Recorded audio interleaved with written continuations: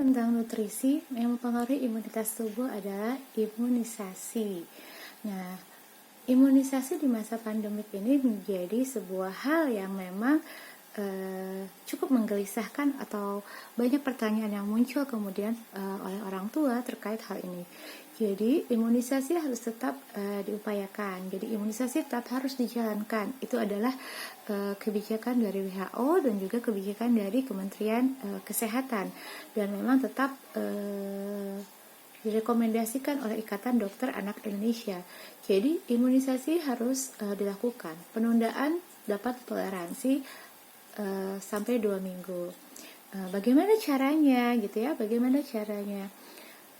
Pada kasus pandemik seperti ini, jadwal pemberian imunisasi itu kalau untuk di daerah yang tidak diberlakukan PSBB, maka posyandu tetap bisa dilakukan, tapi tetap dengan memperhatikan protokol kesehatan. Tetapi untuk kasus-kasus kota yang melakukan PSBB, maka tidak diizinkan kegiatan posyandu itu dijadwalkan atau rutin gitu ya, tidak direkomendasikan, sehingga orang tua perlu memerlukan effort gitu ya agar anaknya tetap melakukan imunisasi. Gimana caranya? Maka saat ini banyak ada ya rumah-rumah vaksin, dimana diharapkan anak bisa diimunisasi. Salah satu pilihannya adalah di rumah vaksin.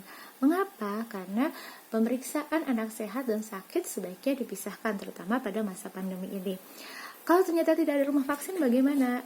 Berarti memang harus dibawa seumpamanya ke fasilitas kesehatan, misalnya di rumah sakit atau praktek pribadi dokter yang memberikan pelayanan imunisasi, atau kemudian di bidan.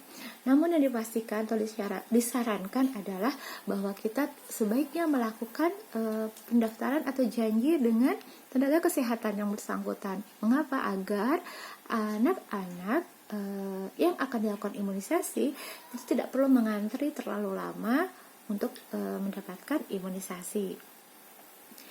Lalu ketika akan berangkat, itu juga harus diperhatikan protokol kesehatan dengan benar. Anak diberikan masker pada kalau masker enggak ya, kalau bayi itu mungkin dibantu dengan seumpamanya face shield ya, karena nanti kita akan bahas penggunaan masker sebaiknya atau yang dianjurkan itu yang bagaimana. Jadi imunisasi itu harus tetap dilakukan dengan memperhatikan protokol kesehatan. Nanti kan kita bahas protokol kesehatan itu seperti apa pada anak-anak. Dan yang paling harus digarisbawahi adalah jadwal imunisasi harus selesai untuk anak usia 0 sampai 18 bulan.